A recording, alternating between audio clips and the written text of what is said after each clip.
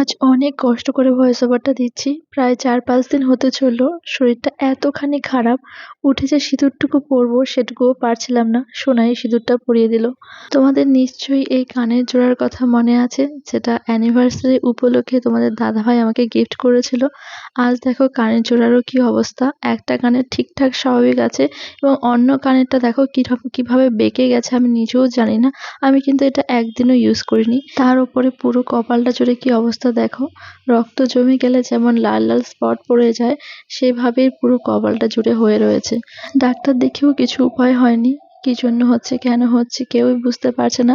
তবে আমি কিছুটা আন্দাজ করতে পেরেছি। আমরা বলি না কুদৃষ্টি বা নজর, খারাপ নজর, এসব আমি না খুব একটা মানতাম না। তবে লোকের মুখে শুনতাম, কিন্তু আজ মনে হচ্ছে নিজের সাথেও কোথাও একটা সেটা হচ্ছে, যার জন্য মানতে বাধ্য হচ্ছি। তো যাই হোক, এখনকার যে ভিডিওটার ক্লিপটা দেখছো তোমরা, সেটা কিছুদিন আগেকার। ওই সময়ও দেখো কত প্রাণোজ্জ্বল ছিলাম। ডেইলি ২টো করে ৩টে করে শ্যুট করতাম। আমার এখন বর্তমানে কতগুলো প্রোডাক্ট এসে ঘরে পড়ে রয়েছে, আমি কোনো শ্যুট করতে পারছি না। যারা প্রোডাক্টগুলো পাঠিয়েছে সেসব পেজ থেকে বারবার মেসেজ আসছে, ফোন কলস আসছে। আমি তাদেরকে বুঝিয়েও পারছি না যে আমার কতখানি শরীর খারাপ। জানি না সবকিছু কিভাবে ম্যানেজ করব আর কবে সবকিছু স্বাভাবিক হবে। যাই হোক, বাকি কথাগুলো পরে বলছি। আগে চলো হেয়ার স্টাইলটা নিয়ে কিছু বলি। ভয়েস ওভার শুনেও তোমরা হয়তো বুঝতে পারছো, আন্দাজ করতে পারছো আমার শরীরটা বেশ খারাপ। তো চলো এবার হেয়ার স্টাইলটা নিয়ে বলা যাক। তো এই হেয়ার স্টাইলটা করবার জন্য আমি প্রথমে ফ্রন্ট সাইড থেকে দুপাশে এক মুঠো করে চুল রেখে দিয়েছিলাম। এবারে পিছন দিকটায় পুরো চুলটাকে একটা নর্মাল পনিটেল করেছি। আর এক্ষেত্রে আমি সরু কালো রাবার ব্যান্ডগুলো ইউজ করছি। তোমরা তো জানোই আমার সবসময় ফুল নিয়ে এক্সপেরিমেন্ট করতে ভালো লাগে। পলাশ ফুল আমরা বেশিরভাগ সময় খোঁপায় ইউজ করি মালার মতো করে। তবে আজকে ইচ্ছে ছিল একটু ডিফারেন্ট টাইপের ট্রাই করব কিছু। তার জন্য আজকের এই হেয়ার স্টাইলটা। এটা অনেকটা মারমেড হেয়ার স্টাইলের মতো। তার জন্য আমি চুলটা যেভাবে মারমেড হেয়ার স্টাইলে বাঁধে সেভাবেই আগে বেঁধে নিচ্ছি। এই মারমেড হেয়ার স্টাইলে যেটা হয়, পনিটেল করার পরে কিছুটা করে চুল ছেড়ে দিয়ে আবারও সরু রাবার ব্যান্ড দিয়ে চুলটাকে নট করা হয় এবং দুটো রাবার ব্যান্ডের মাঝের যে চুলটা রয়েছে সেটাকে টেনে একটু ফুলিয়ে দেওয়া হয়, যাতে দেখতে বেশ খানিকটা ভালো লাগে। তো আমার চুলটা তো বাঁধা হয়ে গেছে, এবার চলো এটাকে ডেকোরেশন করা যাক। তো চুলটাকে ডেকোরেট করার জন্য আমি একটা পলাশ ফুলের মালা কেটেছি। এই মালাটাকে আমি, যেটা পনিটেলের রুট, সেই জায়গাটায় আগে অ্যাটাচ করব কয়েকটা ববি পিনের সাহায্যে।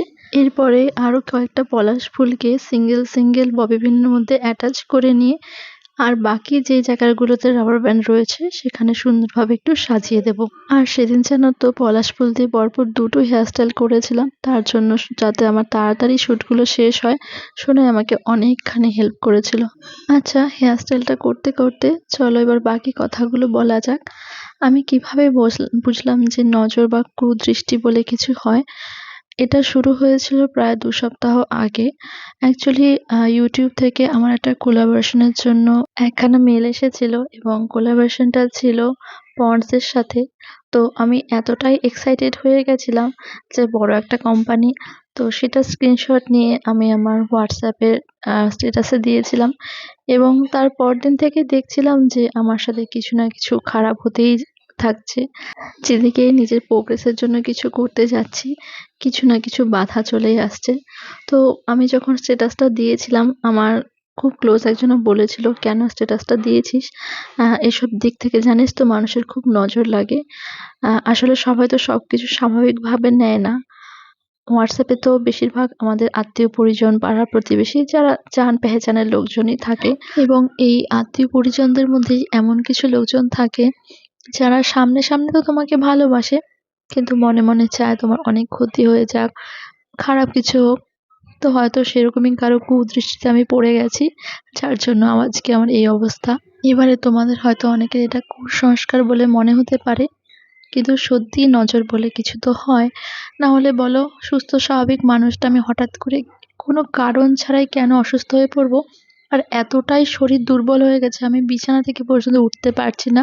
মাই আমাকে খাইয়ে দিচ্ছে, সবকিছু করিয়ে দিচ্ছে। আর সবথেকে বেশি শিওর আমি এজন্যই হচ্ছি, আমি যে কোলাপের স্ক্রিনশটটা নিয়ে স্ট্যাটাস দিয়েছিলাম, সেই কোলাপটা কিন্তু আমার হয়নি। যদিও না হওয়ার কোনো কারণই ছিল না। আচ্ছা, তোমাদের কারোর সাথে কি কখনো এরকম হয়েছে? আমাকে অবশ্যই জানিও।